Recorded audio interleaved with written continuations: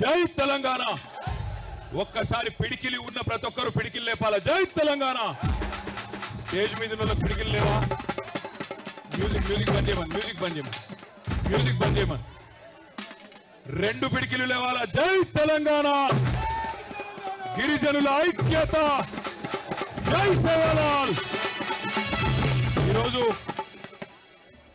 మానుకోటలో ఈ మహాధర్నా కార్యక్రమాన్ని ఏర్పాటు చేసిన మా ఆడబిడ్డ మహబూబాబాద్ జిల్లా బీఆర్ఎస్ పార్టీ అధ్యక్షురాలు మాజీ పార్లమెంట్ సభ్యురాలు సోదరి మాలోత్ కవిత గారు, గౌరవ మాజీ మంత్రి మీ అందరికీ సుపరిచితులైన పెద్దలు శ్రీమతి సత్యవతి రాథోడ్ గారు, గౌరవనీయులు పెద్దలు మరొక మాజీ మంత్రివర్యులు రెడ్డియా నాయక్ గారు, గౌరవనీయులు మన మహబూబాబాద్ మాజీ శాసనసభ్యులు సోదరులు శంకర్ నాయక్ గారు, గౌరవనీయులు మాజీ మంత్రివర్యులు పెద్దలు ఎర్రబెల్లి దయాకర్ రావు గారు, శాసన మండలిలో మన పార్టీ ప్రతిపక్ష నాయకులు గౌరవనీయులు మధుసూదనాచారి గారు,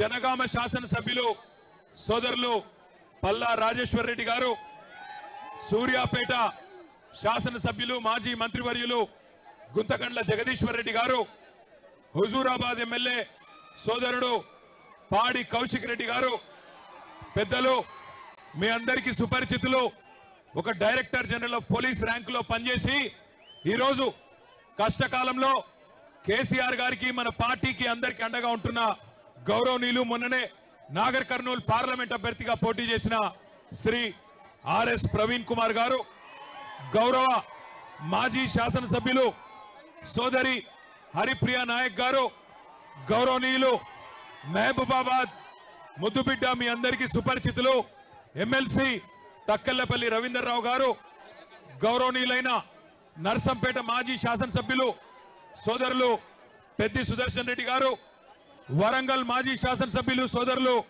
నన్నపనేని నరేందర్ గారు, అదే మాదిరిగా గౌరవనీయులైన మా ఎంపీ గారు రాజ్యసభలో మీ అందరికీ ఆప్తుడు మహబాద్ ముద్దుబిడ్డ అన్న వద్దిరాజు రవిచంద్ర గారు, మాజీ మంత్రి రెడ్డి నాయక్ గారి పేరు చెప్పిన ఇంకా మాజీ ఉప ముఖ్యమంత్రి గారు పెద్దలు అన్నగారు డాక్టర్ తాటికొండ రాజయ్య గారు, భూపాలపల్లి మాజీ శాసనసభ్యులు గౌరవనీయులైన గండ్రా వెంకటరమణారెడ్డి గారు, సత్తుపల్లి మాజీ శాసనసభ్యులు సీనియర్ నాయకులు అన్న సండ్రా వెంకట వీరయ్య గారు, మహబూబాబాద్ జిల్లా పరిషత్ చైర్మన్ సోదరి బిందు గారు, ఇంకా మహాధర్నా కార్యక్రమానికి మానుకోటలోని వివిధ గ్రామాల నుండి మానుకోట నుండి విచ్చేసిన మా అన్నదమ్ములకు ఆడబిడ్డలకు మా గిరిజన ఆడబిడ్డలకు అన్నదమ్ములకు పాత్రికేయ మిత్రులకు అందరికీ శిరస్సు వంచి హృదయపూర్వకంగా నమస్కారం. జై తెలంగాణ. 14 ఏళ్ల కిందట సరిగ్గా 14 ఏళ్ల కిందట ఇదే మానుకోట ఆనాడు తెలంగాణ ఉద్యమంలో ఒక పెద్ద మలుపుకు కారణమైంది. ఇదే మానుకోట. మళ్ళీ ఈరోజు ఈ కాంగ్రెస్ ప్రభుత్వానికి నియంతలాగా విర్రవీగుతున్న ఎస్సీ ఎస్టీ బీసీల భూములు గుంజుకుంటా ఏం చేస్తారో చేసుకోండి అంటూ విర్రవీగుతున్న ఈ కొత్త నియంత రేవంత్ రెడ్డికి బుద్ధి చెప్పేందుకు కదిలి వచ్చిన మా తోబుట్టువులందరికీ పేరు పేరున హృదయపూర్వకంగా నమస్కారాలు. అసలు ఏం జరిగింది లగచర్లలో మీకు ఒక్క నిమిషం చెప్పాల్సిన బాధ్యత మా మీద ఉన్నది. ఎందుకు వచ్చిన మానుకోటకు చెప్పవలసిన బాధ్యత మా మీద ఉన్నది. లగచర్లలో ఏం జరిగింది అంటే కొడంగల్లో ముఖ్యమంత్రి గారి నియోజకవర్గంలో ఏం జరుగుతా ఉన్నదంటే ఒక్క మాట మీరందరూ దయచేసి జాగ్రత్తగా వినాలా. 9 నెలలుగా లగచర్లలో దుద్యాల మండలంలో కొడంగల్లులో అక్కడ ఉండే గిరిజన రైతులు, అక్కడ ఉండే దళిత రైతులు, అక్కడ ఉండే బీసీ రైతులు తిరగబడ్డారు ముఖ్యమంత్రి మీద. 3,000 ఎకరాల భూములు, మరి పేద చిన్న సన్నకారు రైతుల భూములు ఫార్మా విలేజ్ కోసం అని చెప్పి తీసుకుంటానని చెప్పి ముఖ్యమంత్రి ఈ ప్రభుత్వం మరి కాగితాల మీద కాగితాలు కదుపుతుంటే అక్కడ ఉండే మా లంబాడ అన్నదమ్ములు మా బంజారా ఆడబిడ్డలు తిరుగుబాటు చేసిండ్రు 9 నెలలుగా అక్కడ టెంట్ వేసుకొని ధర్నా చేస్తా ఉన్నారు ముఖ్యమంత్రి నువ్వు మా ఓట్లతో గెలిచినావు మా మాట విను ఈ నిర్ణయం మార్చుకో అని చెప్పిండ్రు కానీ 9 నెలలకెళ్ళి ముఖ్యమంత్రికి టైం దొరకలేదు ముఖ్యమంత్రికి సమయం దొరకలేదు సొంత నియోజకవర్గంలో ఓటేసి గెలిపించిన అక్కడి ఆడబిడ్డలు గిరిజన ఆడబిడ్డలను గాని అక్కడ ఉన్న దళిత అన్నదమ్ములను గాని కలుసుకునే టైం ముఖ్యమంత్రికి లేదు ఎక్కే విమానం దిగే విమానం ఢిల్లీకి పోవాలి రావాలి 28 సార్లు వేయండు 28 రూపాయలు కూడా తేలేకపోయిండు అట్లాంటి ముఖ్యమంత్రి ఈరోజు సొంత నియోజకవర్గంలోనే ఈరోజు తిరుగుబాటును ఎదుర్కొంటా ఉన్నాడు మొన్న జరిగింది అధికారులకు వ్యతిరేకంగా జరిగిన నిరసన ప్రదర్శన కాదు అధికారులు పోతే నిరసన వ్యక్తం చేసిండ్రు అదే రేవంత్ రెడ్డి పోతే ఉరికిచ్చి కొట్టేటోళ్ళు మొన్న మా గిరిజన అన్నదమ్ములు ఇది వాస్తవం ఎందుకంటే మీకు తెలుసు ఇదే భారతదేశంలో ఈయన కంటే నేను చాలా గొప్పవాడిని అనుకునే నరేంద్ర మోడీనే భారత ప్రధానమంత్రినే సంవత్సరం పాటు రైతులు ఆందోళన చేస్తే ఆ నల్ల చట్టాలు వెనుకకు తీసుకోక తప్పని పరిస్థితి అది రైతుల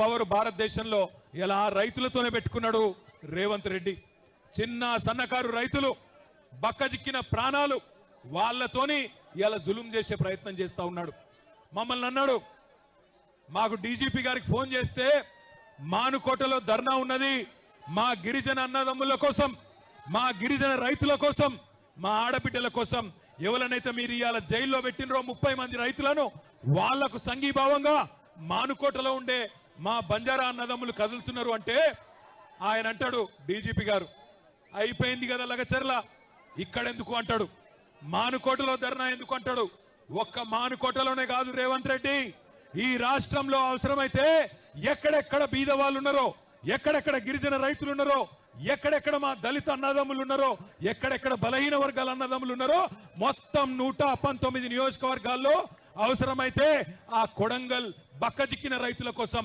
తప్పకుండా బీఆర్ఎస్ పార్టీ ధర్నా చేస్తుంది కదం దొక్కుతుంది కదులుతుంది నీ ప్రభుత్వాన్ని కూకటి వేళ్లతో పెగిలించేదాకా వదిలిపెట్టమనే మాట కూడా విజ్ఞప్తి చేస్తా ఉన్నా ఇంకొక మాట నేను అడుగుతా ఉన్నా మిమ్మల్ని ఆలోచించమని కోరుతున్నా ఎవని కోసం ఫార్మా విలేజ్ అల్లుని కోసం అక్కడ ఫార్మా దుకాణం పెట్టి వాళ్ళ సొంత అల్లుని కోసం ఇవాళ పేదవాళ్ళ భూములు గుంజుకునే ప్రయత్నం చేస్తా ఉన్నాడు ఈ ముఖ్యమంత్రి పేదోళ్ళ కోసం పనిచేస్తలేడు అదాని కోసం అల్లుని కోసం అన్నగాని కోసం తమ్ముడి కోసం వాళ్ళ కోసం తప్ప రాష్ట్రంలో రైతుల కోసం కానీ పేదవాళ్ళ కోసం కానీ ఈ ముఖ్యమంత్రి పనిచేస్తలేడు ఒక్కసారి ఆలోచించండి ఇంకో 10 రోజులైతే సంవత్సరం నిండుతుంది రేవంత్ రెడ్డి ప్రభుత్వం కూర్చొని ఏం చెప్పిండు అన్నాడు యాదకొండల మీ అందరికీ మహబాద్కి వచ్చి ఇవాళ ఇక్కడున్న ఎమ్మెల్యే డోర్నకల్ ఎమ్మెల్యే అదేవిధంగా మహబాద్ జిల్లాలోని ఇల్లెందు ఎమ్మెల్యే సమాధానం చెప్పాలా మీరే కదా ఇంటింటికి వచ్చింది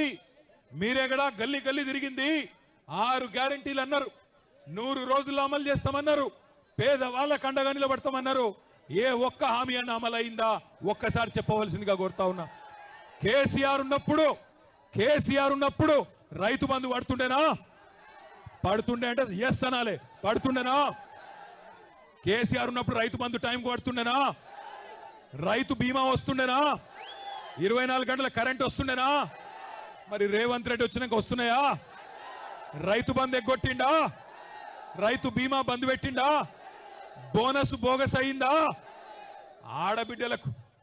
ఆడబిడ్డలకు చెప్పిండు కదా నెలకు 2500 ఇస్తానని వచ్చినాయా మహాలక్ష్మి అన్నాడు మహారాష్ట్రలో కూడా తన్నులు తిన్నాడు మహారాష్ట్ర పోయిండు అక్కడ ఆడబిడ్డలు కూడా బుద్ధి చెప్పారు వీడు పచ్చి లంగా తెలంగాణలో ఆడబిడ్డలను మోసం చేసిండు మమ్మల మోసం చేసేందుకు వచ్చిండని చెప్పి మహారాష్ట్రలో ఉన్న ఆడబిడ్డలు చైతన్యం ప్రదర్శించిండ్రు కాంగ్రెస్ పార్టీని తన్ని ఎలగొట్టిండ్రు నేను మిమ్మల్ని కోరేది ఒకటే మానుకోటలో ఇక్కడికి వస్తుంటే కొంతమంది ఎమ్మెల్యేలు వాళ్ళు కూడా గిరిజన బిడ్డలే కొంతమంది ఎమ్మెల్యేలు అంటున్నారు రాళ్లతో కొడతారట నేను వస్తే రాళ్లతో కొడతారట నేను అడుగుతున్నా ఇక్కడ ఉన్న ఎస్పీ గారిని రాష్ట్రంలో ఉన్న డీజీపీని అడుగుతున్నా అధికార కాంగ్రెస్ పార్టీ ఎమ్మెల్యేలు రాళ్లతోని కొడతామంటే మీరేం చేస్తున్నారో నేను అడుగుతా ఉన్నా. కేసులు మా మీద మాత్రమే పెడతారా? కాంగ్రెస్ వాళ్ళ మీద కేసులు ఉన్నాయా? కాంగ్రెస్ ఎమ్మెల్యేలు రాళ్లతోని కొడతామంటే, కాంగ్రెస్ మాజీ ఎమ్మెల్యేలు పెట్రోల్ పోసి తగలబెడతామంటే భయపడతాం అనుకుంటున్నారా? ఇది కేసీఆర్ తయారు చేసిన బృందం, కేసీఆర్ దళం. భయపడం.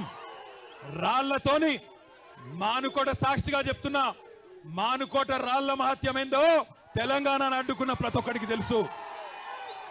మానుకోటలో 14 ఏళ్ల కిందటనే నిప్పు పుట్టింది, తర్వాత తెలంగాణ వచ్చింది. ఇవాళ మీరు వద్దంటే కోర్టుకు పోయినాం, మీరు పర్మిషన్ ఇయ్య అంటే కోర్టుకు పోయి కోర్టుకెళ్ళి పర్మిషన్ తెచ్చుకున్నాం. 1000 మంది అనుకుంటే 25,000 మంది తరలి వచ్చి ఈరోజు బ్రహ్మాండంగా ఈ ప్రభుత్వం మీద ఎంత కోపం ఉందో, ఈ ప్రభుత్వం మీద ఎంత వ్యతిరేకత ఉందో ఇవాళ ఈ మానుకోట మహాధరణ చూస్తేనే అర్థమైతా ఉన్నది.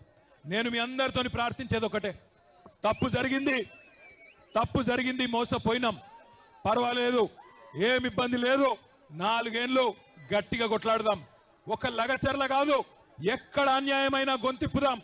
మొన్న లగచర్ల ఆడబిడ్డలు, మా బంజారా ఆడబిడ్డలు, మా